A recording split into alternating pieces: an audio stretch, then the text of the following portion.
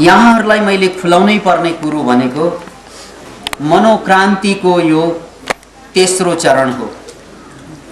हामी जति पनि मनोक्रान्तिका आबद्ध भएका साथीहरू थियौँ, उहाँहरूले मनोक्रान्तिलाई बुझ्ने गरेको अवस्था, मनोक्रान्तिलाई चिन्ने गरेको अवस्था भनेको पहिलो र दोस्रो चरणको कार्यक्रम अन्तर्गत चिन्ने र बुझ्ने गर्नुभएको थियो, जहाँ मनोक्रान्तिलाई हामीले एक किसिमबाट व्यावसायिक धरातलबाट उत्थान गरेका थियौँ।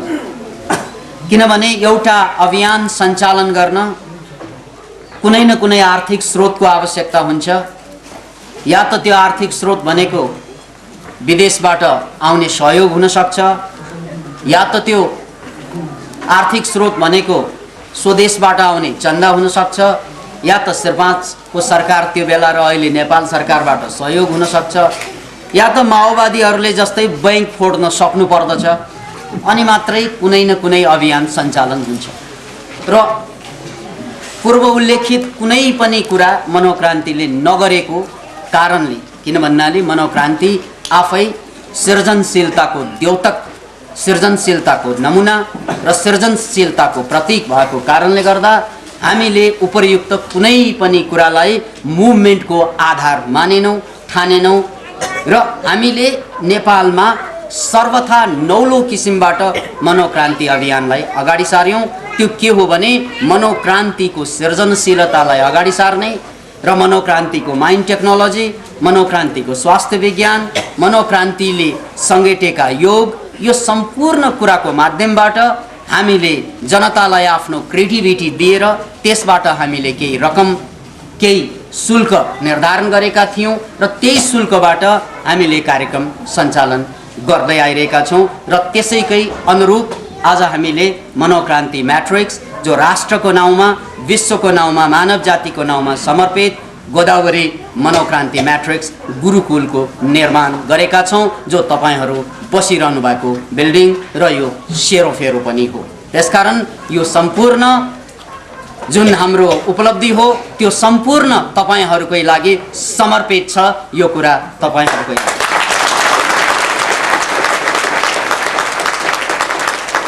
र हामीले दोस्रो चरणमा र पहिलो चरणमा गरेको जुन कार्यक्रम हो त्यसको शैली यही रह्यो कि हाम्रो प्रतिभा हामीले कक्षाको माध्यमबाट, सेमिनारको माध्यमबाट जनतालाई पुर्याउनु र त्यसबेला थोरै जनताले, जसले रकम तिर्न सक्छ, जसले क्लासमा एटेन्ड गर्नलाई शुल्क तिर्न सक्छन्, उनीहरूको लागि मात्रै यो सीमित रह्यो। र त्यो बेला धेरै आलोचना पनि हामीले खेप्नु परेको थियो कि मनोक्रान्ति भनेको राष्ट्रको नाउँमा र विश्व मानवको नाउँमा भन्ने कुरा गरिन्छ, तर यसमा क्लास जुन सञ्चालन गरिएको छ, यद्यपि यस क्लास भनेको मान्छेको लागि अपरिहार्य भन्ने कुरा बुझिए तापनि अब शुल्क तिर्न सक्ने मान्छेले मात्रै क्लास लिने भएपछि यो सीमित रहने स्वाभाविकै हो।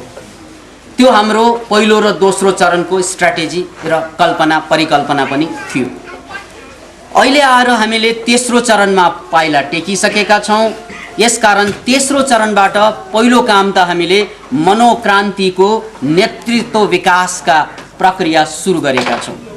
किनभने अहिलेसम्मको सबभन्दा ठुलो हाम्रो कमी र कमजोरी भनेको मनोक्रान्तिमा एकल प्रयास भइरहेको छ। यद्यपि मुभमेन्ट राष्ट्र र विश्वलाई अपरिहार्य कुरा भए तापनि यसमा डाक्टर योगी विकासानन्द भन्ने एकजना प्राणीले मात्रै लिडिङ गरिरहनु भएको छ। यसरी गरिरहँदाखेरि यो जतिसुकै ठुलो कुरा भए पनि यो राष्ट्रव्यापी र विश्वव्यापी हुन यसले धेरै समय लिन्छ, अथवा यो सम्भव नहुन पनि सक्छ।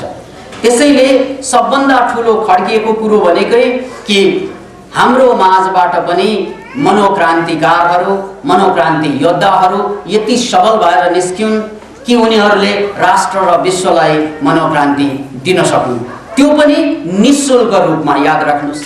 र यो निःशुल्क रूपमा हामीले मनोक्रान्तिलाई राष्ट्र र विश्व समक्ष पुर्याउनकै लागि हामीलाई यस्तो एउटा जनसमूहको आवश्यकता थियो, यस्तो एउटा लिडरसिपको आवश्यकता थियो। त्यो लिडरसिप हामीले सहरमा बसेर निर्माण गर्न सक्दैनथ्यौँ।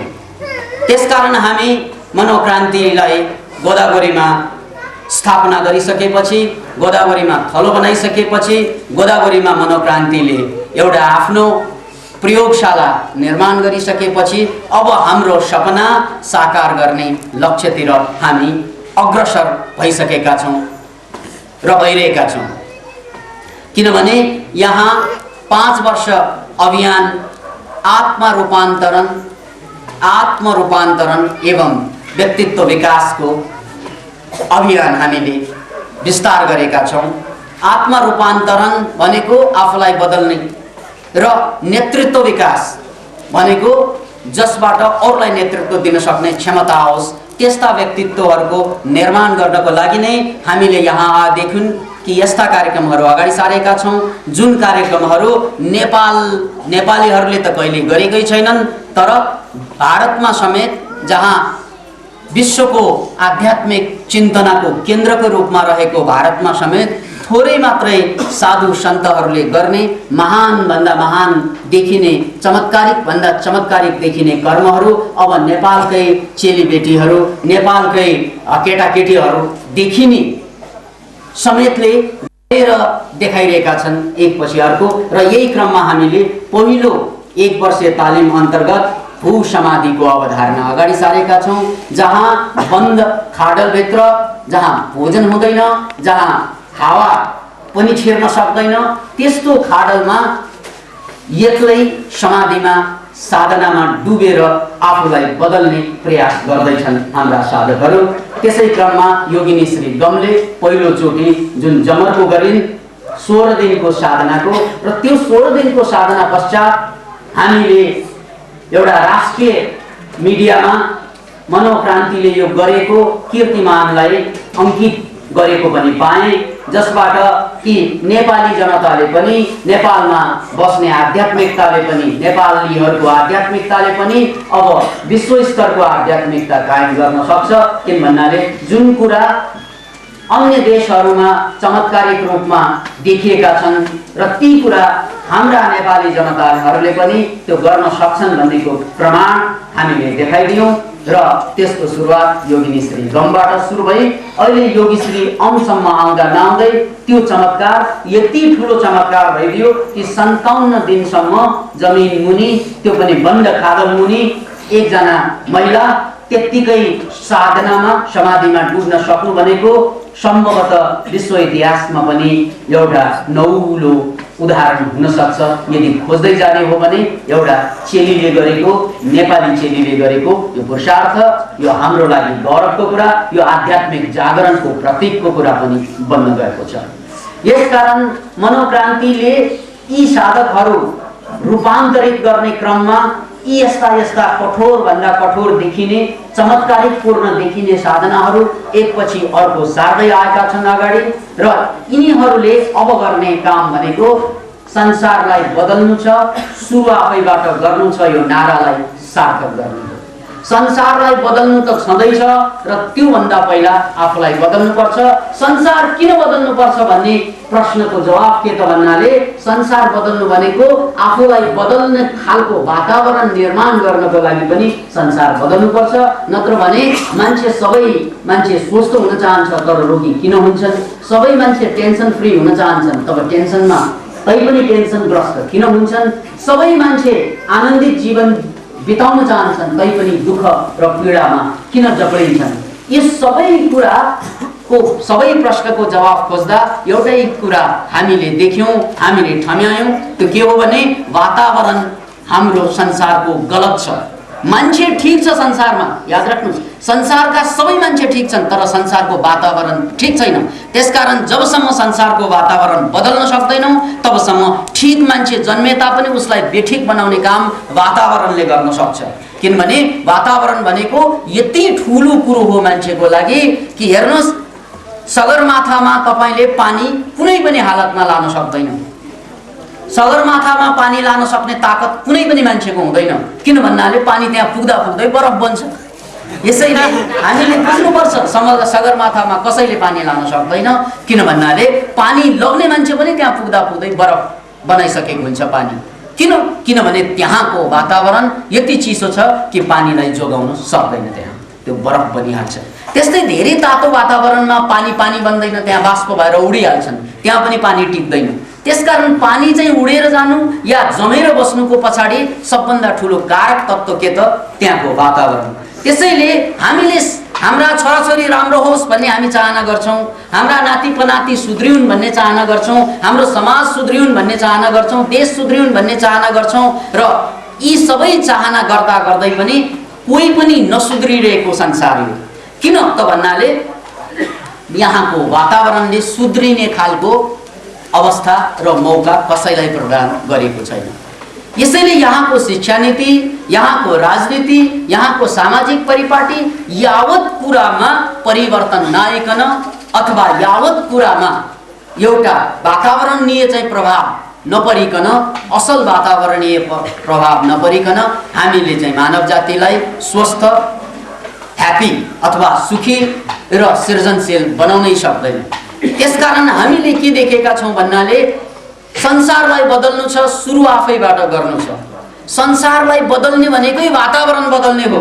संसार आफ्नो क्षेत्रबाट आफ्नो वातावरण बदल्ने हो। त्यो वातावरण बदलिसकेपछि मात्रै त्यहाँका मान्छे बदलिन बाध्य हुन्छ। म तपाईहरुलाई एउटा सानो उदाहरण दिन्छु कि वातावरण बदलिँदा मान्छे कसरी बदलिन्छ भन्ने कुरा। धेरै ठुलो उदाहरण खोज्नु पर्दैन। तपाई शहरमा जानुस्, बजारमा जानुस्, त्यहाँका मान्छेहरुको हावभाव, चाल चलन सबै हेर्नुस्, त्यहाँ पैसोमुखी हुन्छ। एनी हाउ पैसो कमाऊ, पैसो बाहेक उनीहरूले केही पनि देख्दैनन्। पैसै सबभन्दा ठुलो कुरा मान्छन्। किन त भन्नाले त्यहाँको वातावरण नै त्यस्तो छ। त्यहाँ पानी पिउनलाई पैसो चाहिन्छ, त्यहाँ पानी पिएको पानी फाल्नलाई पैसो चाहिन्छ। अनि त्यहाँ पैसो नभइकन त पाइलै चल्दैन। पानी पिउनलाई पैसो, फेरि त्यो पिएको पानी भएन भनेर फाल्नलाई पनि। अब हेर्नुस् त, तपाईँ सिन अलिकति बदल्नुस्, नेपालको गाउँमा जानुस्, अनकन्टार ठाउँमा जानुस्, त्यहाँ पानी त जति पनि बगेको छ, मिनरल वाटर जसलाई झरना भन्छौँ। अनि त्यो त्यहाँ डन्न पिएर यहाँ डन्न चाहिँ पिसाब फेर्दा पनि कसैले केही पनि भन्दैन। बोट बिरुवाले चाहिँ म माथि पिसाब फेरि पैसा ल्या भन्दै। हेर्नुहोस् त्यहाँ चाहिँ फलफुलहरू, कण्डमूलहरू लत्रम्म फलिरहेको हुन्छ। चेपाङहरू अहिले पनि कण्डमूल खाएरै बाँचिरहेको हुन्छ। प्रकृतिले ल्याएर पैसा 5 रुपियाँले अनि मात्रै म कण्डमूल निस्कन्छु। त्यसैले याद राख्नुहोस्, जति जति हामी गाउँतिर जान्छौँ, जति जति अनकन्टारमा जान्छौँ, मान्छेहरू त्यति मानवीय देख्छौँ। हामीले मानवता बढी देख्छौँ उनीहरूमा। र जति जति हामी सहरमा आउँछौँ, जति जति हामी सुसभ्य समाजमा आउँछौँ, त्यति मान्छेहरू असभ्य भएको देख्छौँ। याद राख्नुहोस्, प्रेम चुडिँदै गएको, सौहार्दता मरिँदै गएको, त्यसको बदलामा पैसोको खेलोले ठाउँ ओगटेको चाहिँ पाउँछ। किन त भन्नाले गाउँको वातावरण र सहरको वातावरणमा आकाश र जमिनको फरक हुँदै गएको छ। त्यसकारण हामीले यो एउटा सानो उदाहरण हो। गाउँको वातावरणलाई मैले 100% 100% ठिक भन्न खोजेको होइन, तर उदाहरण के हो त भन्नाले हाम्रो समाजमा एनी हाउ पैसो कमाउको नारा आउनुको पछाडि यहाँको वातावरण हो भनेर हामीले बुझ्नुपर्छ। र हाम्रो समाज यसरी जे गरे पनि मान्छेहरू पीडा भोग्नुको पछाडि यहाँको स्वरूप, रचना, संरचना भनेर बुझ्नुपर्छ हामीले। त्यसकारण मनोक्रान्तिको एउटा नारा के त संसारलाई बदल्नु छ, सुरु आफैबाट गर्नु छ। संसारलाई त हामीले बदल्नु नै छ, तर त्यसको सुरुवात भने त्यो तपाईले गर्नुपर्छ, त्यो हामीले गर्नुपर्छ। र हामीले सुरुवात नगर्ने हो भने, हामीले आफूलाई नबदल्ने हो भने संसारलाई पनि बदल्न सक्दैनौँ। यो नारा हामीले वर्षौंदेखि दिँदै आएको नारा। अनि यो नारा मनोक्रान्ति सिक्ने साथीहरूले, मनोक्रान्तिका कार्यक्रममा आउने साथीहरूले, मनोक्रान्तिलाई अहिले चाहिँ क्लासको रूपमा लैजाने साथीहरूले पहिलादेखि नै मनन गरेको कुरा हो, हामी सबैले मनन गरेको कुरा हो। तर यति हुँदा हुँदै पनि यो दोस्रो चरणको कार्यक्रममा मनोक्रान्तिलाई हामीले धेरै माथि जनताको घर दैलोसम्म पुर्याउन सकिरहेका थिएनौँ। त्यसकारण तेस्रो चरणमा हामीले आफूलाई साँच्चै बदल्ने, थोरै होइन, 1 डिग्री बदल्ने होइन, 2 डिग्री बदल्ने होइन, 3 डिग्री बदल्ने होइन, यहाँ आत्मरूपान्तरणको सवाल छ। आत्मरूपान्तरण भनेको जसरी चाहिँ पानीलाई चाहिँ तपाईले आगोमा हालिदिँदाखेरि त्यो पानी रहँदैन, बाष्प हुन्छ, अर्थात् त्यो रूपान्तरित भयो। आत्मरूपान्तरण भनेको त्यही हो। जब मान्छे पुरानो जिन्दगीमा, सीमित जिन्दगीमा, संकुचित जिन्दगीमा फर्कन आवश्यक ठान्दैनन्, त्यसलाई चाहिँ आत्मरूपान्तरण भनिन्छ। जसरी बुद्धले ज्ञान प्राप्त गरिसकेपछि ऊ पुरानो जिन्दगीमा फर्केर पनि गएन, किन भन्नाले त्यो आवश्यकता छैन, त्यो आत्मरूपान्तरित भयो। आत्मरूपान्तरणको अर्को नमुना जसरी एउटा कोपिला जब फूलको रूपमा फक्रिन्छ, अब फेरि कोपिला हुनु उसलाई आवश्यकता पर्दैन, त्यो रूपान्तरण हो। त्यसकारण हामीले मान्छेको यस्तो रूपान्तरण खोजेको कि एकपल्ट ऊ बदलिसकेपछि फेरि पुरानो जिन्दगीमा जान नपरोस्, फेरि पुरानो बोझ उसले खप्न नपरोस्, फेरि पुरानो रोगबाट ऊ ग्रसित हुन नपरोस्, फेरि पुरानो समस्याबाट ऊ जेलिन नपरोस्। यस्तो रूपान्तरण मनोक्रान्तिले खोजिएको। तर हरेक रूपान्तरणको लागि त्याग, तपस्या र बलिदानको खाँचो पर्छ र त्यही त्याग, तपस्या, बलिदानको लागि पनि फेरि वातावरणको खाँचो पर्छ। त्यही वातावरण हामीले यो गोदावरीमा नौरोप्ने जग्गाभित्र मनोक्रान्ति राज्य चाहिँ निर्माण गरेका छौँ। यो हाम्रो चाहिँ संसारको सबभन्दा सानो मनोक्रान्ति राज्य, संसारको सबभन्दा सानो देश। यहाँ हाम्रो संसद संसारको सबभन्दा सानो संसद। तो मित्र, यसकारण हामीले यो अभ्यास गर्दैछौँ कि यहाँ बसेर, यो नौरोप्ने जग्गाको राष्ट्रभित्र बसेर आत्मा रूपान्तरणका अभ्यास हामीले गरिरहेका छौँ र यही क्रममा यी साथीहरू अब 75 जिल्लामा जानेछन्, जसले आफूलाई रूपान्तरण गरिसकेका छन्, एक हदसम्म बदलिसकेका छन्। उनीहरू विभिन्न जिल्लामा गएर तेस्रो चरणको मनोक्रान्तिको अभियान, तेस्रो चरणको मनोक्रान्तिको अवधारणा अब सम्पूर्ण जनतालाई, अहिलेसम्म हामीले शुल्कमा लिइरहेको कक्षाहरू अब निःशुल्क रूपमा जनताको घर दैलोमा पुग्नेछन्, ताकि नेपाली जनताले खोजिरहेको हजारौं वर्षको मुक्ति, नेपाली जनताले खोजिरहेको हजारौं वर्षदेखिको रूपान्तरणको एउटा अभिप्सा जो विभिन्न क्रान्तिको रूपमा अभिव्यक्ति भइरहेको छ, विभिन्न विद्रोहको रूपमा अभिव्यक्ति भइरहेको छ, विभिन्न किसिमको जटिल गरिबी, अशिक्षाको रूपमा अभिव्यक्त भइरहेको छ, यो जम्मै कुराको निचोड हो कि यो नेपाल राष्ट्रमा संसारको सबभन्दा बढी रूपान्तरणको खाँचो भएको देश हो। यसका अभिव्यक्तिहरू हामीसँग विभिन्न प्रकारबाट अभिव्यक्त भइरहेकै छन्। त्यो कहिले राजनैतिक रूपमा देखिन्छ, कुनै ठाउँमा सामाजिक रूपमा देखिन्छ। त्यो कुरालाई परिपूर्ति गर्नको लागि, त्यो रूपान्तरणको नेतृत्व गर्नको लागि, त्यो जनचाहनाको रूपान्तरणको नेतृत्वको लागि नै मनोक्रान्तिको अवधारणा हामीले अगाडि सारेका हौँ, जहाँ आफूलाई बदलेर साथीहरू अब गाउँ, जिल्ला, ठाउँ-ठाउँमा गएर त्यही बसेर उहाँहरूले आत्मा रूपान्तरणका विद्याहरू सिकाउनुहुनेछ। त्यसकारण अहिलेसम्म हामीले मनोक्रान्तिलाई एक किसिमबाट व्यावसायिकै रूपमा सही, तर हाम्रो यो काम गर्ने शैली हो। मुभमेन्टको लागि हामीले यसलाई कारोबारकै रूपमा अगाडि बढाएको भए तापनि अब तेस्रो चरणमा यो विशुद्ध मानव जातिमा समर्पित भएर अगाडि बढेको छ। यसको शैली अब विस्तारमा म बताउँदैछु यहाँलाई। पहिलो नम्बरमा हाम्रा साथीहरूले साधनाको माध्यमबाट यति क्षमता विकास गरिसकेका छन्, उनीहरू 2 महिनासम्म नखाइकन मजाले बाँच्न सकिरहेका छन्। त्यही नमुना अहिले 57 दिनदेखि नखाइकन बाँचिरहेको यो उदाहरण हो, याद राख्नुहोस्।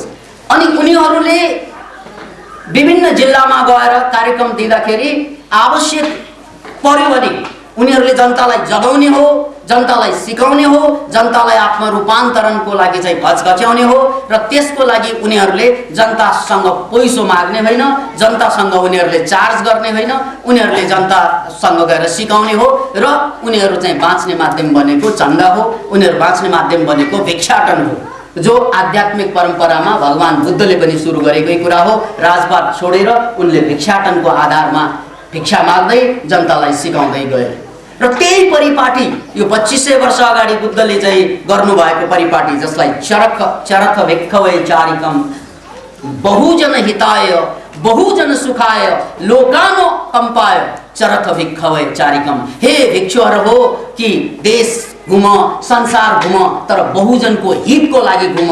तिमी नघुमे को घुम्ने? या त संसारमा पृथ्वी घुम्छ या त तिमी घुम्छौ, अरू त सुती सुती बसेर खान्छ। त्यसकारण तिमीहरूको काम घुम्ने हो जनताको हितको लागि। त्यसैले तिमी घुम्नुपर्छ भन्ने जुन सन्देश भगवान बुद्धले दिनुभएको छ, त्यो सन्देशलाई हामीले पुनः आत्मसात गर्दै हाम्रा साथीहरू पनि चरथ मनोक्रान्त वे चारिकम अब चाहिँ घुम्दै जाने हो। हे मनोक्रान्तिका साथीहरू, पनि त्यही नारा हो, बहुजन हिताय बहुजन सुखाय। किन भन्नाले सर्वजन हित सर्वजन सुख हुनै सक्दैन। सर्वजनको हित भनेको कहिले पनि कल्पना गर्न सकिँदैन। किन भन्नाले विपरीत तत्त्व पनि चाहिन्छ अस्तित्वको लागि। याद राख्नुहोस्, विरोधी तत्त्व पनि चाहिन्छ अस्तित्वको लागि। यदि विरोधी तत्त्वलाई हटाउने हो भने प्रजातन्त्र लोकतन्त्र समाप्त हुन्छ, त्यो एकतन्त्र हुन्छ। किन भन्नाले त्यहाँ विरोधी भएरै प्रजातन्त्र भएको हो, लोकतन्त्र भएको हो। अब विरोधीलाई पेल्नु खोज्यो भने त्यो मूर्ख हो त्यो मान्छे। किन भन्नाले विरोधीको कारणले नै लोकतन्त्रको अस्तित्व रहन्छ, जहाँ विविधतामा एकता देखिन्छ। त्यसैले बहुजन सुखाएको अर्थ पनि त्यही हो, जहाँ चाहिँ बहुजन हितमा लाग्दाखेरि हितमा नलाग्न चाहने मान्छेहरू पनि हुन्छन्। किन भन्नाले त्यो नभइदिएको भए बहुजन हितको आवश्यकता पनि नपर्दो। त्यसैले बहुजन हितको लागि अगाडि जाँदाखेरि हाम्रा मनोक्रान्ति साधकहरूले एटलिस्ट उनीहरूले बुद्धले गरे जस्तै भिक्षाटन गर्ने र उनीहरू जनतालाई चाहिँ सिकाउने जगाउने काम गर्न सक्नुहुन्छ। र यदि जनताले चाहिँ अब कहाँ हामी चाहिँ खान पनि दिँदैनौँ अथवा हामीसँग खानेकुरा फुट्टी कौडी पनि छैन तिमीहरूको लागि भन्यो भने अब कम्तीमा चाहिँ 2 महिना चाहिँ नखाइकन सिकाउन सकिन्छ। त्यो स्टक पनि उहाँहरूले अभ्यास गरिरहनु भएको हो। त्यसैले हामीले यहाँ जुन अभ्यास गरिरहेका छौँ त्यो अभ्यास भनेको नितान्त रूपमा मनोक्रान्तिको तेस्रो चरण, जहाँ हाम्रा साधकहरूले देशलाई जगाउनको लागि यी कार्यक्रमहरू, यस्ता कार्यक्रमहरू अब पुरै देश र विदेशमा चाहिँ फैलाउने काम सुरु गरिरहेका छन् र अब यो क्रम अझ द्रुत गतिमा अगाडि बढिरहेको छ। र अर्को कुरा भन्नुपर्दा अब हामीले घोषणा नै गरिसकेका छौँ कि मनोक्रान्ति यो राष्ट्र र विश्वको लागि समर्पित कार्यक्रम भएको कारणले गर्दा हामीले व्यक्तिगत सम्पत्ति निर्माण गर्दैनौँ, हामीले व्यक्तिगत जीवनको पक्षमा चाहिँ बहस गर्दैनौँ। हामीले गर्ने काम भनेको मनोक्रान्ति म्याट्रिक्सको निर्माण हो। त्यो भनेको 75 जिल्लामा मनोक्रान्ति म्याट्रिक्स बनुन्। किन भन्नाले मनोक्रान्ति म्याट्रिक्स नबनेसम्म हामीले वातावरण निर्माण गर्न सक्दैन र वातावरण नभएसम्म मान्छे बदल्न सक्दैन। 2 पाटन के बीच में साबुत बचा न कोई, है एकदम 2 पाटोको बीचमा पिसिएपछि कोही पनि साबुत बच्दैन। किन भन्नाले यो इन्भाइरोमेन्ट हो। त्यसकारण यदि संसार बदल्नु छ भने जसरी चाहिँ विद्यार्थीहरूको लागि स्कुल कलेज युनिभर्सिटी चाहिन्छ, त्यस्तै हाम्रो लागि मनोक्रान्ति म्याट्रिक्स चाहिन्छ। मान्छेको लागि मनोक्रान्ति, जहाँ म्याट्रिक्सको मतलब नै त्यो बफर जोन, इङ्ग्लिसमा त्यसलाई बफर जोन भनिन्छ, जहाँ मेरा छोराछोरीले मलाई पेल्न नपाउन्, जहाँ मेरा आमा बाबाले मलाई भचेट्न नपाउन्। Can you imagine? आमा बाबाको पीडाबाट बच्नु, छोराछोरीको घचेट्याइबाट बच्नु र त्यसको साथसाथ आफू अगाडि उत्तरोत्तर प्रगति गरेर हिँड्नु, त्यस्तो इन्भाइरोमेन्ट। किन भन्नाले आमा बाबाको लागि एउटा इन्भाइरोमेन्ट बनाइसके, उनीहरूको लागि स्वास्थ्यदेखि लिएर अध्यात्मदेखि लिएर ह्याप्पिनेस, खानपान सबै कुराको व्यवस्था उनीहरूको लागि त्यही हुन्छ। छोराछोरीको लागि होस्टेलको अवधारणा छँदैछ, कलेज स्कुलको अवधारणा छँदैछ र आफ्नो लागि एउटा स्टोर ट्रेनिङ सेन्टर, म जुन पावर पोइन्टको लागि जन्मिएको, कोही गाउनको लागि जन्मिएको हुन्छ, कोही बजाउनको लागि जन्मिएको हुन्छ, कोही नाच्नको लागि जन्मिएको हुन्छ, कोही लेख्नको लागि जन्मिएको हुन्छ, कोही केको लागि जन्मिएको हुन्छ। सबै मान्छे कुनै न कुनै प्रतिभा लिएर जन्मेको हुन्छ, तर आफ्नो प्रतिभालाई प्रयास गर्नु, अभ्यास गर्नु त फुर्सदै नपाउने, यता हेर उता हेर, आफ्नो प्रतिभाको लागि केही गर्न नपाउने इन्भाइरोमेन्ट छ। त्यसकारण हाम्रो शिक्षा एकातिर, इच्छा अर्कोतिर अनि जागिर अर्कोतिर, लज्जा, मान्छे बर्बाद हुने स्ट्राटेजी हो। याद राख्नुहोस्, 5000 वर्षको मान्छेको इतिहासमा 1% मान्छे मात्रै सफल भयो। 79% मान्छे किन कमजोर छन्, किन क्षीणहीन हुन्छन् त भन्नाले 1% मान्छे बाहेक 79% को इच्छा एकातिर, शिक्षा एकातिर, करियर जागिर अर्कोतिर। अनि त्यसो भएपछि इच्छालाई अलिकति टाइम दियो, शिक्षालाई अलिकति टाइम दियो, जागिरलाई अलिकति टाइम दियो, त्यसरी टाइम दिँदा दिँदै समाप्त हुन्छ जिन्दगी। तपाईँ कहीँ पनि पुग्नुहुन्न। यु आर नोवेयर भने जस्तै कहीँ पनि नपुग्ने, त्यसैले यदि जिन्दगीलाई धन्य बनाउँछ, जुन चिजको लागि हामी जन्मेको हो त्यसैको लागि हामी बाँच्ने हो भने, हामी सफलै हुने हो भने एउटा कुरा बुझ्नुपर्छ, इच्छा, शिक्षा र करियर तीनैवटा एक ठाउँमा आउनु पर्यो। तपाईको शिक्षा अलगै, इच्छा अलगै र तपाईको करियर, तपाई जुन चीजको लागि जन्मेको हो त्यो तीनैवटा कुरा एकै ठाउँमा आइदियो भने तपाईको लागि 24 घण्टा टाइम पाइन्छ यो आफ्नो चीजको लागि हो। त्यही बेला तपाई सफल हुने हो। यो कुरालाई महाभारतमा बडो सांकेतिक रूपमा द्रोणाचार्यको प्रसङ्गमा बुझाइएको छ। हेर्नुहोस् है, द्रोणाचार्यका कौरव र पाण्डव दुवै शिष्य थिए र शिष्यहरूलाई सिकाइसकेपछिको गुरुको काम जाँच लिनु हो, को सर्वश्रेष्ठ धनुर्धर हो यसमा, किन भन्नाले मैले यिनीहरूलाई धनुर्विद्या सिकाइसकेको छु। अब यिनीहरूमा सफल र सर्वश्रेष्ठ को भनेर बुझ्नको लागि जङ्गलमा लगेर परीक्षा लिन खोजे र त्यतिकैमा सबैसँग इन्टरभ्यु लिए। सोधे, बाबु अगाडि के देख्छस्? अगाडि गुरुदेव म चाहिँ गाउँ देख्छु, अनि रुख देख्छु, चरा देख्छु, के देख्छु, यो देख्छु भन्दै गए। मूर्ख, ल भाइबामा फेल। भाइबा भनेको मौखिक जाँचमै फेल। अब तैँले चाहिँ लिखित जाँच दिन पाउँदैनस्, त प्र्याक्टिकल गर्न पाउँदैनस् तैँले, किन भन्नाले तेरो कुरै मिलेन। अब काम मिलेर के गर्ने? कुरै नबिग्रिएको मान्छेको काम मिलेर भने त्यसको ठामै छैन, लज्जा छैन, हटाइदिनु। अनि फेरि अर्को आयो, के देख्छस् भने उसले पनि त्यस्तै जवाब दियो, यो देख्छु, के देख्छु। अब के देख्छस् अगाडि भने त्यस्तो भन्ने त्यही हो। फेरि स्वाभाविक रूपमा तेरो अगाडि के छ भन्ना छ, यहाँ टाउका छ त भन्नै पर्यो। अनि त्यसपछि उभिएका ठिङ्ग लट्ठा जस्तै उभिएका केही मान्छे छन्, त्यस पछाडि बेलुन छ, त्यस पछाडि जस्ता छ, त्यस जस्ताको पछाडि के छ भन्नै पर्यो। यसरी व्याख्या गर्ने मान्छेहरूलाई फेल गर्दै गए द्रोणाचार्यले। अर्जुनको पालो आयो, बाबु ल भन् त तेरो अगाडि के छ? जङ्गलमा है के छ अगाडि भन्ना छ? गुरुदेव अगाडि त म केही पनि देख्दैन, म त आँखा मात्रै देख्दैछु गुरुदेव, म चराको आँखा मात्रै देख्दैछु गुरुदेव, म चराको आँखा मात्रै। That is the passion.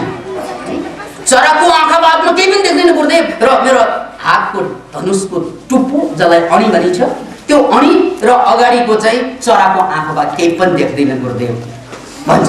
त्यतिकैमा गुरुले भन्छ, शाबास लहान, किन भन्नाले तिमी चाहिँ भाइबामा पास भयो, मौखिक जाँचमा पास भयो, हान, तिमीले हाने पनि नहाने पनि तिमी सर्वश्रेष्ठ धनुर्धर भइसक्यौ। किन भन्नाले तिम्रो भिजन ठिक छ। तिमीले अगाडि जुन चराको आँखा देख्यो हो, जसले आँखा मात्रै देख्छ, लक्ष्य मात्रै देख्छ, त्यो मान्छेले मात्रै लक्ष्यमा पुग्न सफल हुन्छ। त्यसकारण हान भनेको ड्याङ हानेको त चरा ट्याक्कै बस्यो। हेर्नुहोस् है, अब हाम्रो संसारमा के देख्छस् अगाडि भन्ना साथको अलिअलि सबै चाहियो। उसलाई च्वाक पनि चाहिन्छ, क्वाक पनि चाहिन्छ, इज्जत पनि चाहिन्छ है, अलिअलि सबै चाहिन्छ। ल जा, अब अलिअलि सबै पाए, अलिअलि पैसा महिनाको 3-4 हजार पाएकै छ। अनि बिहे गर्छ, पत्नी पनि अलिअलि, लभ गरे, लभ पनि अलिअलि, पछि बच्चा पाउँछ, अलिअलि पाउँछ। अनि के भन्छ पछि गएर, तेरि अचेलका छोराछोरीले चाहिँ बाबाआमाको कुरै सुन्दैन। कहाँ सुन्नु? अलिअलि छोराछोरीले कहाँ सुन्छ? पुरा छोरा भएन, पुरा छोराछोरी निस्केन। किन भन्नाले हामीले खोजेकै अलिअलि सबै। पत्नीको प्रेम अलिअलि, पतिको प्यार अलिअलि, है, पैसो अलिअलि, इज्जत अलिअलि, सम्मान अलिअलि, सबै अलिअलि पायो। यो अलिअलिले चैनसँग सुत्न दिँदैन। चैनसँग सुत्न त के, चैनसँग उठ्न पनि दिँदैन। त्यसकारण पाउनु नै छ भने एउटा चिज मात्रै पाएको हुन्छ। एउटा पायो भने सबै पाएकै बराबर हुन्छ। किन भन्नाले त्यो एउटा बेचेर सबै कुरा ल्याउन सकिन्छ। एउटा चिज भन्नु तपाईँलाई माटो मात्रै पाए पनि हुन्छ, बालुवा मात्रै पाए पनि हुन्छ। यति पाउनु पर्यो, यति कि काठमाडौँभरिको माटो मेरै हो भनेपछि त्यो माटो मात्रै बेचे पनि पैसा आउँछ, बालुवा मात्रै बेचे पनि पैसा आउँछ। बालुवा र माटो त टाढाको कुरा, काठमाडौँ खाल्डोभरि दिशा मात्रै बेचे पनि पैसा आउँछ। किन भन्नाले त्यसबाट बायोग्यास बन्छ, अनि ग्यास मात्रै बेच्यो, त्यसबाट जति पनि पैसा आउँछ। पैसा आएपछि पैसाबाट जे किने पनि भयो। त्यसकारण एउटै पाउने, तर यति पाउने त्यसको सीमा रहित हुने गरी पायो भने त्यही हो सफलता। यही हो गुरु द्रोणाचार्यको सन्देश कि भाइ हामीले पाउनु नै छ भने एउटै चिज पाउनु छ। हेर्नुहोस् है, महाभारतमा प्रकारान्तरमा आएको चाहिँ सन्देश त्यही हो। त्यसैले धेरै हामी मान्छे कहाँ बराल्यौँ भन्नाले हाम्रो समाजले हामीलाई यस्तो अवस्थामा ल्याइदियो कि यो पनि चाहिने, त्यो पनि चाहिने, त्यो पनि चाहिने, त्यो पनि चाहिने, त्यो पनि चाहिने, सबै चाहिने देखेपछि अनि नचाहिने त को त भने आफू मात्रै नचाहिने, आफू बाहेक केही पनि नचाहिने। त्यसैले मैले धेरैपल्ट भने तपाईँले कति 3000 कमाउनुहुन्छ कि 5000 कमाउनुहुन्छ कि महिनाको 10,000, कोही 20,000 पनि कमाउनु होला, तर तपाईँ आफ्नोलाई कमाउनु एकदमै तपाईँ थोरै पैसा कसको लागि ऐश्वर्या रायको लागि अलिकति कमाउनुहुन्छ त्यो हेर्नै पर्यो, फुटबल खेलाडीहरूको लागि अलिकति कमाउनुहुन्छ हेर्नै पर्यो, तपाईँ रेस्टुरेन्ट मालिकहरूको लागि अलिकति कमाउनुहुन्छ, तपाईँ त्यो शिक्षकहरूको लागि अलिकति कमाउनुहुन्छ, तपाईँ त्यो तरकारी पसलेको लागि अलिकति कमाउनुहुन्छ, तपाईँ त्यो बसको कन्डक्टरको लागि अलिकति कमाउनुहुन्छ, खालि अरूको लागि मात्रै कमाउनु भएको आफ्नो लागि। अनि महिना मर्न अगाडि नै आफू मरिसकेको हुन्छ क्या, महिना मर्नु कता कता आफू चाहिँ आधा मरिसकेको हुन्छ।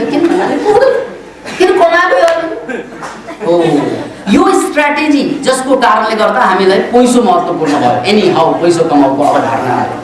यो के कारणले भयो? वातावरणको कारणले गर्दा। त्यसकारण मनोक्रान्तिको अवधारणा के त भन्नाले हामीले वातावरणलाई परिवर्तन गर्नुपर्छ र वातावरण परिवर्तन भनेको मनोक्रान्ति म्याट्रिक्सको एउटा अवधारणा हामीले अगाडि सारेको, जहाँ तपाईका पुर्खा, तपाईका पुस्ता, अघिल्ला पुस्ता आमाबाबा र छोराछोरी र तपाईको लागि समेत कार्यक्रम रह्यो भने त्यो मनोक्रान्ति म्याट्रिक्स भित्र हामीले आफ्नो लागि जुन चिजको लागि जन्मेको हो त्यो चिज प्राप्तै नगरुन्जेलसम्म हामीले अभ्यास गर्न सक्छौँ।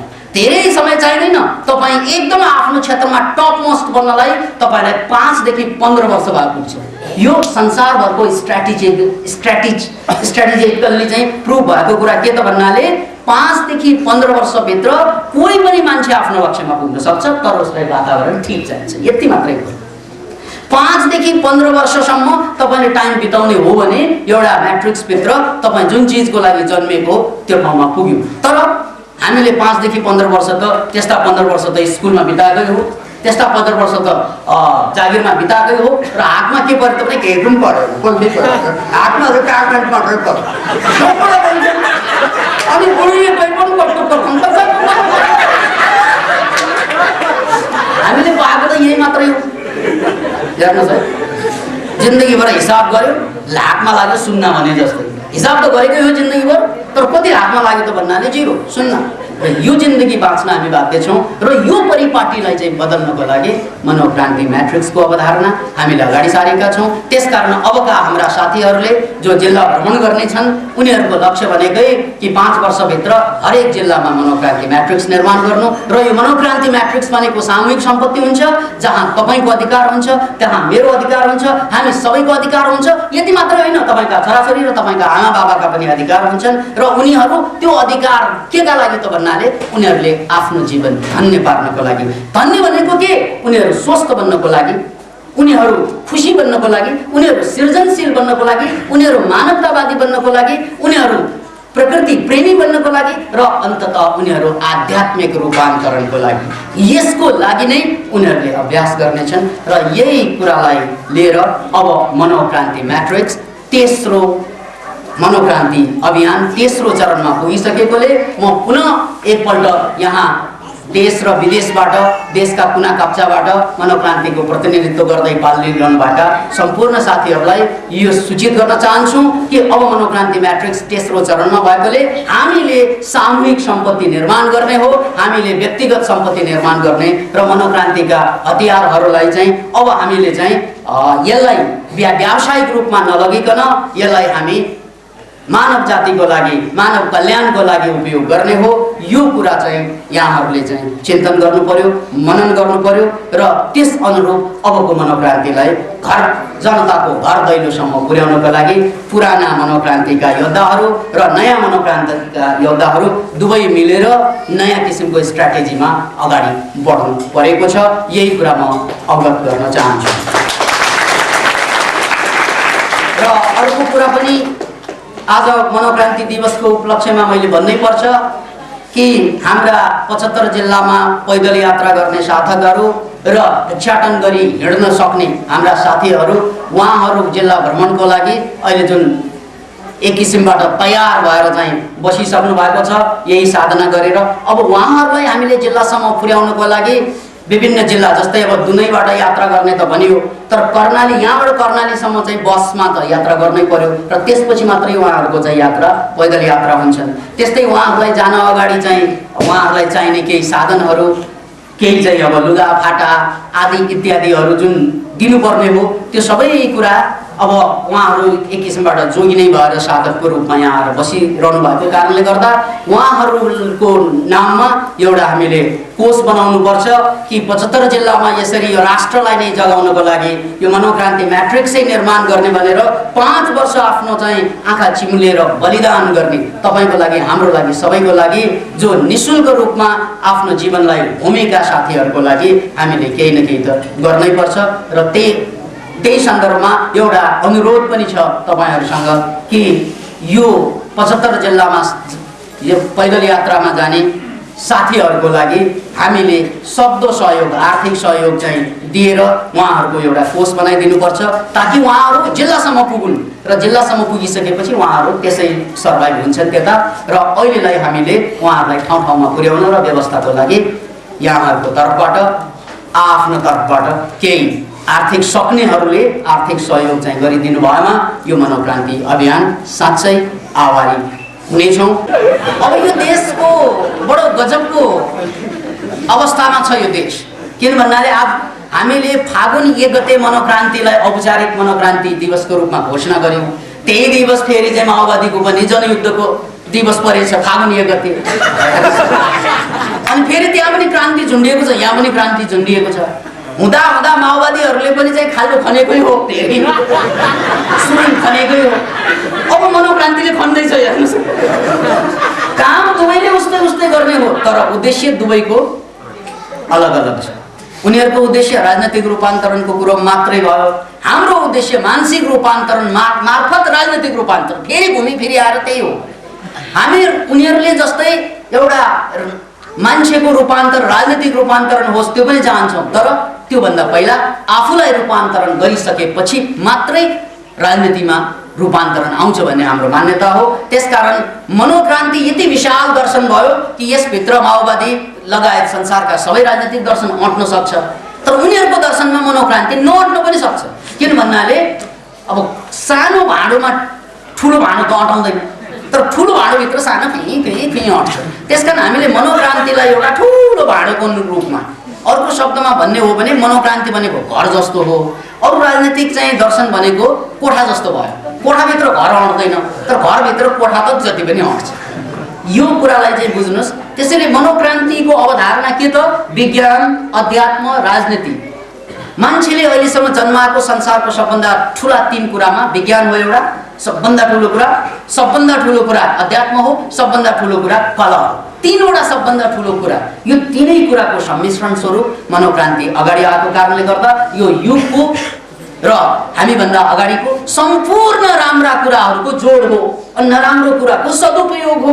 याद राख्नुहोस् मनोक्रान्ति भनेको संसारको सम्पूर्ण राम्रो कुराको जोड र सम्पूर्ण नराम्रो कुराको सदुपयोग भनेपछि राम्रो पनि भाग्न पाएन नराम्रो पनि भाग्न पाएन।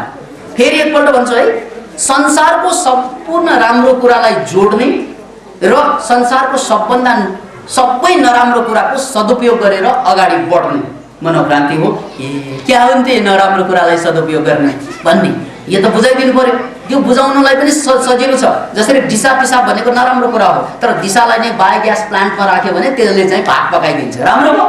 हेर्नुहोस् है त्यस्तै नराम्रो कुरा दुनियाँमा धेरै छन् तर त्यो नराम्रो कुरालाई फाल्नु पर्दैन त्यसको सदुपयोग खोज्ने हो भने त्यसमा टेकेर हामी अगाडि जान सक्छौँ। त्यसकारण मनोक्रान्ति संसारको राम्रो कुराको जोड र नराम्रो कुराको सदुपयोग भएको कारणले गर्दा यसभित्र सबै अट्न सक्छ यद्यपि सबैभित्र मनोक्रान्ति नअट्न पनि सक्छ। मैले भनिहालेँ मनोक्रान्तिले धेरै ठुलो कुरा चाहिँ ओगटेको कारणले गर्दा कतिलाई कन्फ्युजन पनि बनाउन सक्छ यसले तर यसभित्र सबै कुरा अट्छ र मनोक्रान्ति मध्यमार्गमा अवस्थित रहेको कारणले गर्दा भारतबाट आउने भारतका एक जमात चाहिँ मेडिकल साइन्स पढिरहनु भएका चाहिँ डाक्टरै हुन लागेका हाम्रा विद्यार्थीहरूले यही कुरा सोधे थियो मनोक्रान्तिको कुरा भारतमा फैलाउँदाखेरि एउटा समस्या के देखिन्छ भने मनोक्रान्तिको कुराले अब धेरै ठुला कम्पनी छन् भारतमा जस्तै कोका-कोला कम्पनी छ जस्तै चाउचाउका कम्पनी छन् ठुला कम्पनी जसले चाहिँ अस्वास्थ्यकर खानपान अस्वास्थ्यकर वातावरण निर्माण गरिरहेछन् जस्तै प्लास्टिक चाहिँ कारखाना चाहिँ चलाउनेहरू आदि इत्यादि जसले यो संसारको वातावरणलाई खराब पारिरहेका छन् ती कम्पनीसँग अरबौं डलर छ। त्यसकारण उनीहरू उसको विरोध गर्न साथ उनीहरूसँग चाहिँ टकरारमा पर्न साथ त फेरि चाहिँ मनोक्रान्ति चाहिँ सबैको लागि चाहिँ भएन यो यो यसको निराकरण के भन्ने प्रश्न भारतबाट आएका प्रतिनिधिहरूले केही दिन अगाडि मलाई सोधेका थिए र मैले उहाँहरूलाई के भने भन्नाले पहिले तपाईको गल्ती हो, तपाईले मनोक्रान्तिलाई बुझ्नु भएन। अझै मनोक्रान्ति भनेको मध्यमार्ग हो। मनोक्रान्ति भगवान बुद्ध पछि अर्को मध्यमार्गको संस्करण हो। किन भन्नाले मनोक्रान्तिमा कुनै पनि नकारात्मक कुराको ठाडो विरोध हुँदैन। मनोक्रान्तिले त्यसैले हामीले कोका कोला नखानु भन्दै भन्दैन। रामदेव हो र हामीहरू कि कोका कोला नखानु भन्नलाई? त्यसैले हामीले कोका कोला नखानु भन्दैनौँ, तर यसको मतलब कोका कोला जति खा पनि हुन्छ त्यो पनि भन्दैनौँ। हाम्रो भनाइ के छ त भन्नाले कोका कोला भनेको समडे फुड हो, एभ्रिडे फुड होइन। कहिलेकाहीँ इन्जोय गर्नको लागि, कहिलेकाहीँ रमाउनको लागि जे खा पनि हुन्छ, कोका कोला खा पनि हुन्छ। तर जहिले चाहिँ खानु पर्यो भने सुन्तलाको जुस नै खानुस्, मौसमीको जुस नै खानुस्, फलफुलको जुस नै खानुस्। कोका कोला फ्यान्टा जस्ता कुरा खाने छ भने त्यो डेली बेसिसमा खानु हुँदैन, कहिलेकाहीँ स्वादको लागि खानु हुन्छ। त्यसो भन्नासाथ कोका कोलाको इज्जत पनि रह्यो। अब यसको अर्थ के? त्यो खानु हुँदैन पनि हो, त्यसमा जहिले पनि त खानु हुँदैन, फेरि कहिलेकाहीँ खानुहुन्छ त्यो पनि हो। अनि बदमासी मान्छेहरूले कहाँ गर्छन् त यसमा, यस्तो दर्शनमा भने उसले जहिले खा पनि यो कहिलेकाहीँ खाएको भन्छ।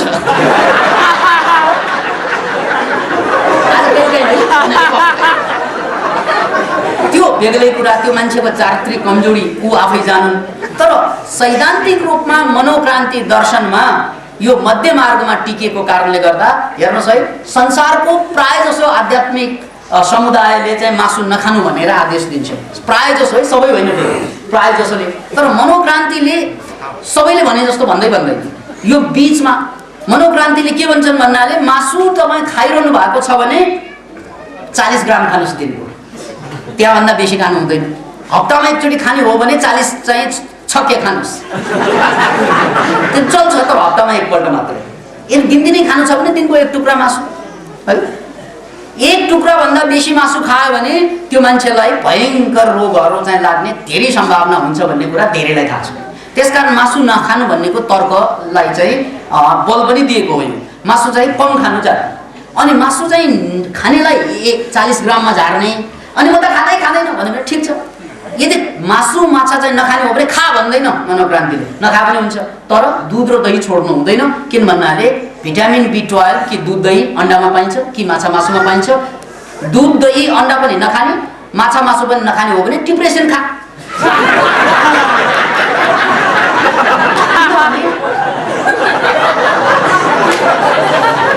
भिटामिन B12 चाहिँ पुगेन भने मान्छे डिप्रेस हुन्छ। यो त मेडिकलले चाहिँ फ्याक्ट कुरा। त्यसकारण मासु माछा नखाए पनि हुन्छ, तर त्यसको बदलामा कम्तीमा दुध खाइदिनु पर्यो दैनिक, कम्तीमा अन्डा खाइदिनु पर्यो दैनिक। त्यो नखाने हो भने कम्तीमा तपाईँले खाने के त भन्नाले ती सबै कुरा चाहिँ नखाने हो भने चाहिँ दुध दही आदि इत्यादि नखाने हो भने मासु नै खा 40 ग्राम। तर आफूलाई बचा। किन भन्नाले यो संसार तपाईँको लागि हो है। यो सारा संसार तपाईँलाई भोगकै लागि दिएको हो, परमात्माले त्यागको लागि दिएको होइन। यो कुरा कसले बताएको छ? उपनिषदले। ईशावास्यमिदं सर्वम यत्किञ्च जगत्याम जगत। यो सारा जगत ईशावास्यमिदं तेन भुञ्जिता त्यागपूर्वक भोग गर। के भनेको होला यो उपनिषदले हजारौं वर्ष अगाडि? त्यागपूर्वक भोग गर। त्यागपूर्वक भोग भनेको के? एट्याचमेन्ट नराख, तर चाहिँ भोग त गर्नुपर्छ। किन भन्नाले हाम्रो शरीरै भोगको लागि जन्मेको हो। त्यसकारण भोगकै लागि हो यो शरीर, तर कति भोग्ने त्यसमा निर्भर हुन्छ। त्यसैले यसलाई मात्रा मिलाएर त्यागपूर्वक गरियो भने सबै कुरा ठिक हुन्छ। मात्राको कुरा हो संसार। राम्रो नराम्रो छैनन् दुनियाँमा। यो डिक्लेरेसन चाहिँ पहिला पनि हामीले गरेको हो, अहिले पनि गर्न चाहन्छु। दुनियाँमा राम्रा नराम्रा केही पनि कुरा हुँदैनन्। मनोक्रान्तिमा एउटा दर्शन छ, त्यो दर्शन परिमाणवाद। मनोक्रान्ति धेरै दर्शनको जोड हो, त्यसमध्ये एउटा दर्शन के? परिमाणवाद। परिमाणवादले के भन्छ भन्नाले परिमाण भनेको क्वान्टिटी। संसारमा राम्रो नराम्रो हुँदैन। मासु राम्रो कि नराम्रो त्यो कुरा हुँदैन, तरकारी राम्रो कि नराम्रो त्यो कुरा हुँदैन, श्रीमती राम्रो कि नराम्रो त्यो कुरा हुँदैन, श्रीमान राम्रो कि नराम्रो त्यो कुरा हुँदैन। कति मात्रामा त्यसमा निर्भर हुन्छ। मात्रा मिल्यो भने जात्रा हुन्छ। सबै कुरा मात्राको कुरा हो। यसलाई बुझ्नुहोस् तपाईले। टाउको दुख्यो सिटामोल खानुस्, टाउको दुखेको निको हुन्छ है। सिटामोलको चक्काले टाउको दुखाइ निको पार्छ। अब ओहो सिटामोल भनेको त राम्रै कुरा रहेछ, ल 1 पाउ खानुस् त। कति राम्रो थाहा हुन्छ। एक पाउ जोखेर खानुहोस् भोलि नै चल। हेर्नुहोस् है, सिटामोल औषधि हो, राम्रो कुरा हो। यदि एक चक्का 500 mg खाने हो भने राम्रो, एक पाउ खाने हो भने बर्बाद। त्यसकारण सिटामोल भनेको औषधि भएर पनि त्यो मात्रा बढ्यो भने विष हुन्छ। अब त्यस्तै सर्पको विष, सर्पले टोक्यो भने मान्छे मर्छ, तर त्यसको थोरै विष चाहिँ 500 भागमा 1 भाग विष शरीरमा चाहिँ इन्जेक्सनको रूपमा हान्ने हो भने कति रोग जान्छ त्यसले। त्यसकारण विष कम भयो भने औषधि बन्छ, औषधि धेरै भयो भने विष बन्छ। हेर्नुहोस् है, त्यसकारण संसारमा राम्रो नराम्रो केही पनि छैन, सबै कुरा मात्रा। त्यसकारण यसलाई चाहिँ हामीले चाहिँ के भन्छौँ, परिमाणवाद। अब हामी सबै मान्छे केमा लागेका छौँ, मासु खान राम्रो कि नराम्रो, तरुनी हेर्नु राम्रो कि नराम्रो, तरुनीको पछि लाग्नु राम्रो कि नराम्रो, यो चाहिँ मात्रामा निर्भर हुन्छ। मात्रा मिलेन भने मात्रै जात्रा हुन्छ। अरू त परमात्माले सबै मात्रै मिलाएर बनाएको हो। हेर्नुहोस् है, त्यसकारण के राम्रो के नराम्रो भनेको हुँदैन संसारमा। फेरि भन्छु, राम्रो नराम्रो हुँदैन, मात्राको कुरा हो। मात्रा मिलाएर गर्न सक्नु पर्यो, त्यो सबै कुरा मिल्न आउँछ। त्यसको एउटा उदाहरण चाहिँ यहाँ नेम्बाङजी आउनुहोस् त, हामीले प्रत्यक्ष उदाहरण। अब नेम्बाङजीले साह्रै राम्रो काम गर्नुभएको छ, स्याबास। हेर्नुहोस्, यो पनि पिटेकै हो नि, होइन र? पिटाइ त हो। वाह नेम्बाङजी, तपाईँले त यति राम्रो काम गर्नुभयो, अलिअलि चाहिँ स्याबासी पुगेन भने यहाँबाट स्याबासी।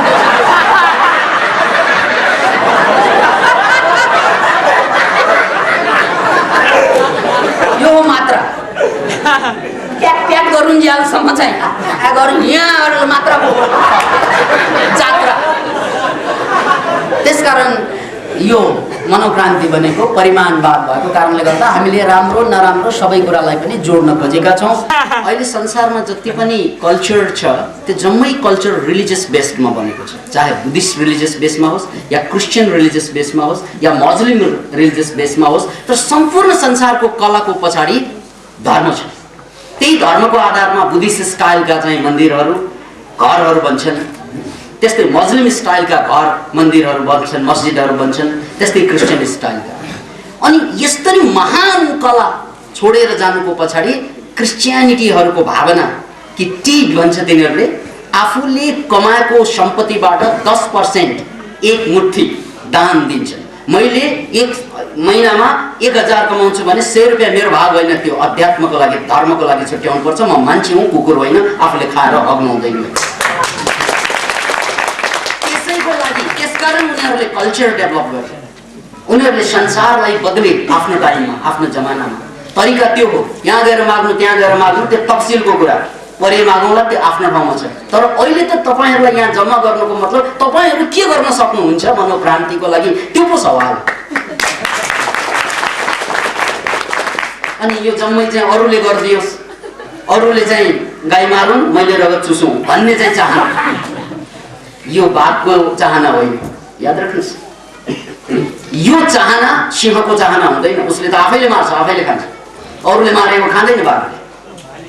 त्यसकारण हामीले बुझ्नुपर्छ कि हामी यदि मान्छे हौँ भने हामीलाई कुनै कुरा यदि ठिक लाग्छ भने त्यसको लागि तन मन धन दिन सक्नु। त्यसकारण हामीले मनोक्रान्तिमा अघि नै घोषणा गर्यौँ, हामी व्यक्तिगत सम्पत्ति बनाउँदैनौँ। हामी बलिदान त्यागलाई बोकेर यो देश र विश्वलाई बदल्नको लागि सम्पत्ति जोड्छौँ भने त्यो सामूहिक सम्पत्ति हुन्छ, त्यो तपाईँको हुन्छ, त्यो हाम्रो हुन्छ, त्यो सबै मानव जातिको हुन्छ। त्यसकै लागि हामी समर्पित छौँ र यसमा तपाईँको के योगदान छ त्यो तयारी हुनुपर्छ। किन भन्नाले अघि भने जस्तै यो गरिदिउन् उ गरिदिउन् भन्ने अरूलाई देखाउने, उसले चाहिँ यहाँबाट पैसा आओस् त्यहाँबाट पैसा आओस्, आफ्नो गोजीमा भएको नदिने दाउपति त्यहाँबाट ले त्यहाँबाट त्यो के भन्नुभयो, त्यसले तपाईँलाई कमजोर बनाउँछ, तपाईँलाई उठाउँदैन। त्यसले तपाईँलाई उठाउने तपाईँको बलिदानले हो, तपाईँको त्यागले हो, तपाईँको इन्सानियतले हो। तर तपाईँले अरूको मुख ताक्नु भयो भने त्यसले त अरू महान बन्छ, तपाईँ बन्दैन। तपाईँ त भिखारी बन्छ, अरू गएर माग अनि लियो, यो त भिखारी मिजाज भयो।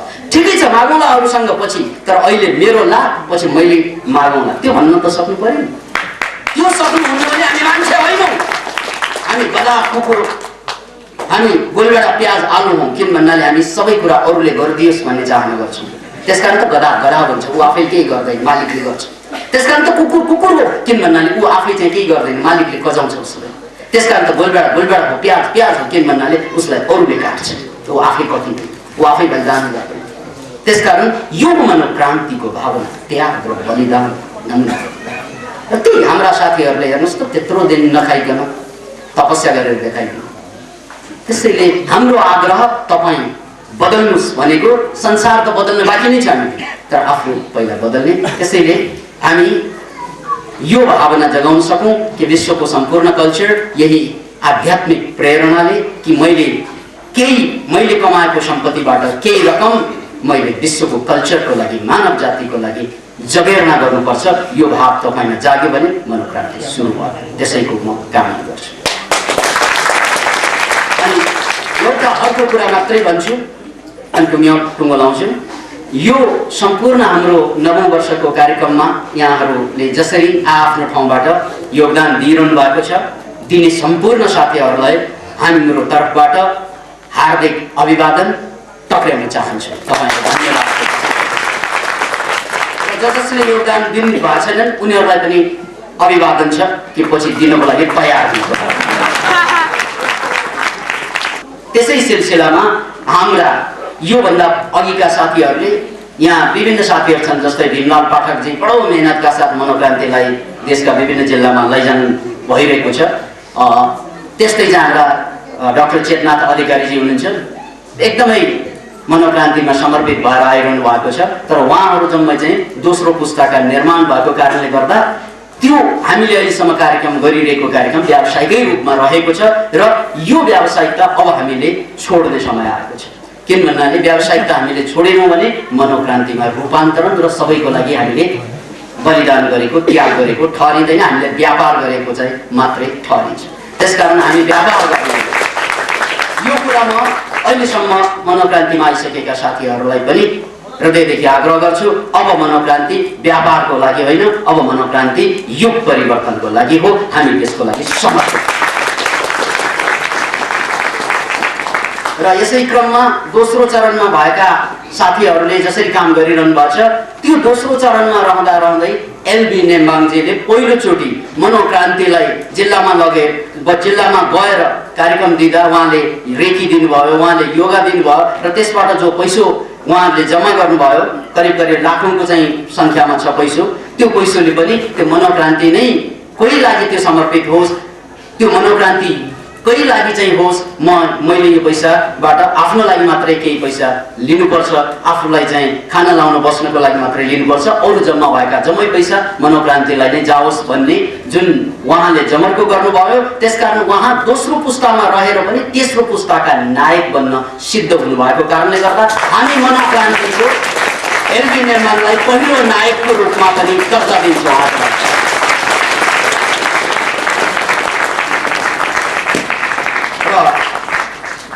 यस्तै अब मनोक्रान्ति नायकहरू देशव्यापी रूपमा जन्मियौं, यही कामना सहित यो मनोक्रान्तिको नवौं दिवसबाट हामी अब मनोक्रान्तिको नौलो आयाममा प्रवेश गरिसकेका छौं।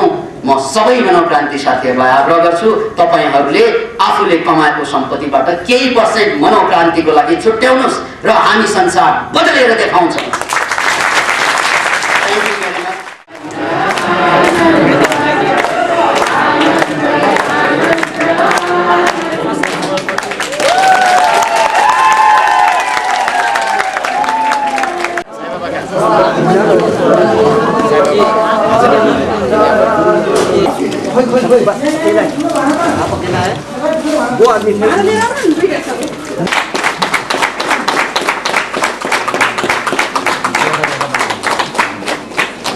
डाक्टर नवराज भट्टजी मनोक्रान्तिको नवौं वार्षिक समारोहलाई मोमबत्ती प्रज्वलन गरेर सुरु गर्दै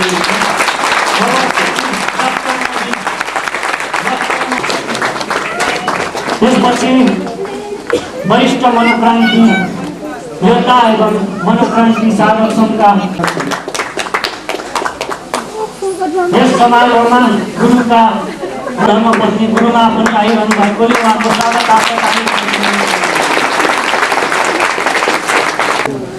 अब यसपछि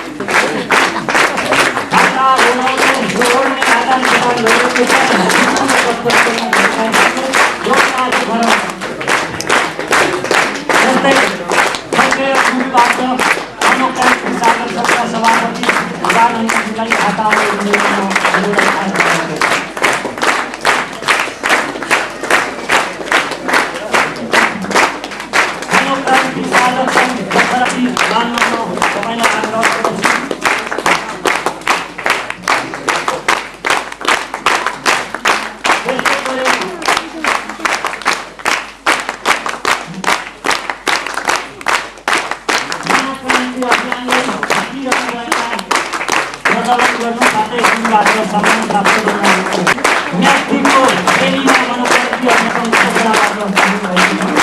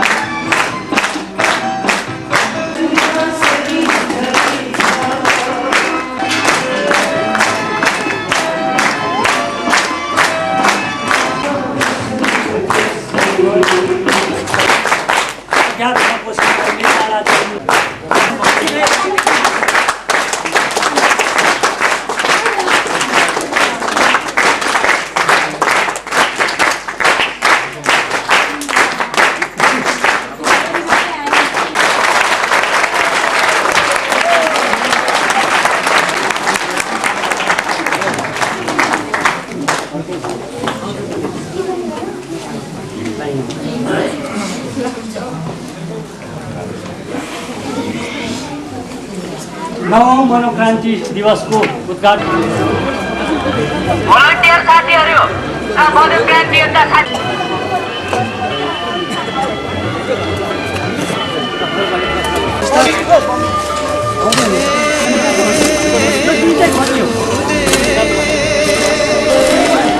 हुनुहुन्छ यता योगीश्रीको भरतपुर उहाँ एक हप्ता परीक्षणमा हुनुहुन्छ र जोडपाको सदरमुकाम जुनैबाट माया गरेर माथि भेट्न सकिने उहाँलाई क्यारेकको छेउमा जहाँ मनोविद खडल पनि बसेर भूल तपस्या गर्नु भनेको सानसानो कुरा होइन।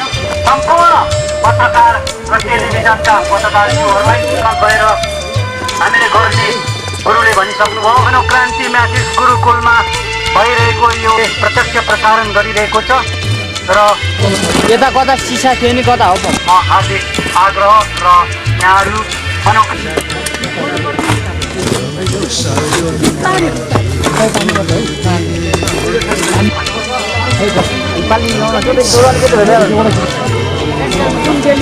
भएकोले उहाँ निस्किँदै हुनुहुन्छ। अढाई महिना अथवा 3 महिनासम्म बस्ने उहाँको योजना थियो। कमलाई यहाँका सेवादारी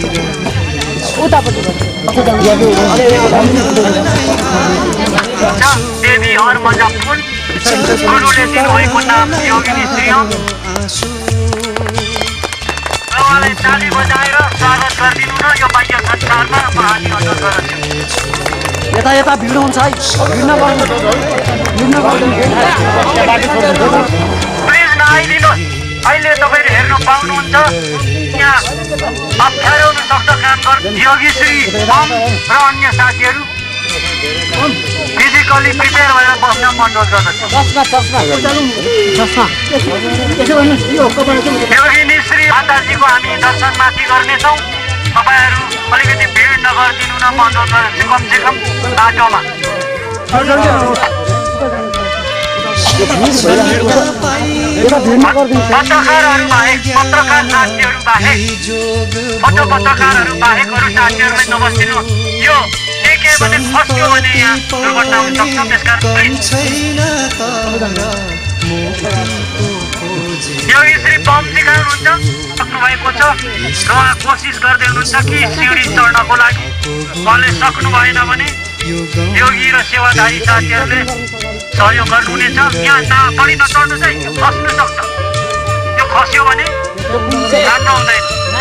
योगी निश्री हम 55 दिन लामो निराहार भू तपस्या बसेर पनि सिँढी सजिलै चढ्दै हुनुहुन्छ र उहाँलाई ताली बजाएर स्वागत गर्ने हो कि र उहाँ माथि आइसक्नु भएको छ। 57 दिन लामो भू तपस्या एउटा प्रेरणाको विश्वास बन्नुहुन्छ। सक्नुहुन्छ र सक्नु भएन भने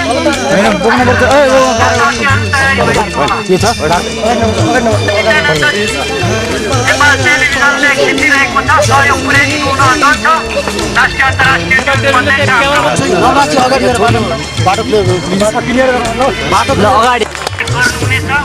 र हाम्रो कार्यक्रम सुरु हुन्छ।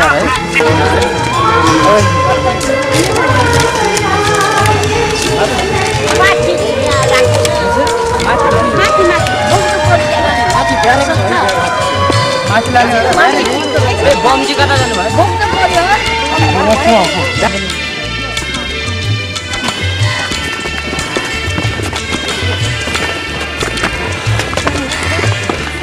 हामी सबै विज्ञान अध्यात्मले सम्पत्ति दिन्छ। यसको लागि मनोक्रान्ति गुरुदत्त नेपालमा हुने काम प्रियमलाई पालै पालो दर्शन गर्न सक्नुहुन्छ र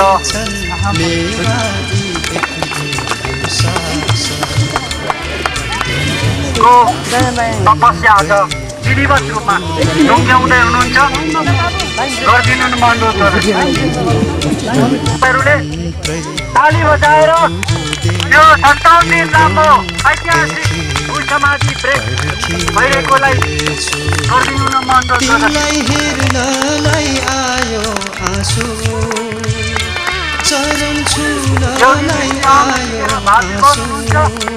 उहाँको 57 दिन लामो तपस्याबाट समाधि ब्रेक मात्रै गर्छौँ।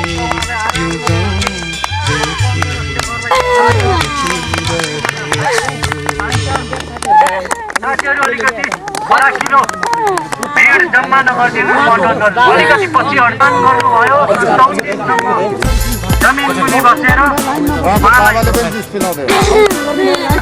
विश्वको इतिहासमा मनोक्रान्तिको इतिहासमा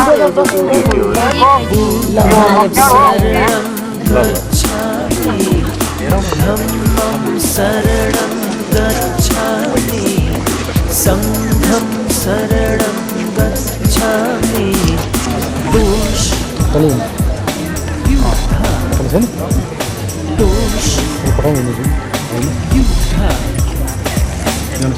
Let's change ourselves to change the world.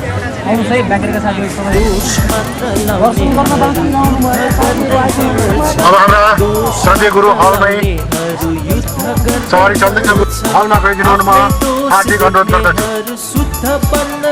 साथीहरू हलमा उपस्थित भइदिनु होला।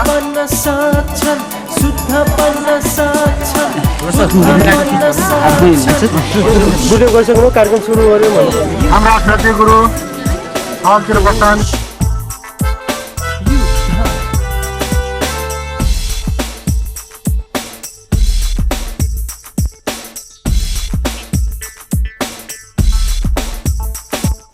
प्रेम भन्दा ठुलो धर्म केही छैन साथी। प्रेम भन्दा ठुलो धर्म केही छैन साथी। आकाश झै फराकिलो पारौ हाम्रो छाती। आकाश झै फराकिलो पारौ हाम्रो छाती। दोष युद्ध ठुला छाती हुनेहरू ठुलै काम गर्छन्। ठुला छाती हुनेहरू ठुलै काम गर्छन्। आफ्नै दोष देख्नेहरू शुद्ध बन्न सक्छन्। बुद्ध बन्न सक्छन्। शुद्ध बन्न सक्छन्। बुद्ध शुद्ध बन्न सक्छन् दोष युद्ध दोष युद्ध बुद्धं शरणं गच्छामि धम्मं शरणं गच्छामि संघं शरणं गच्छामि दोष युद्ध दोष युद्ध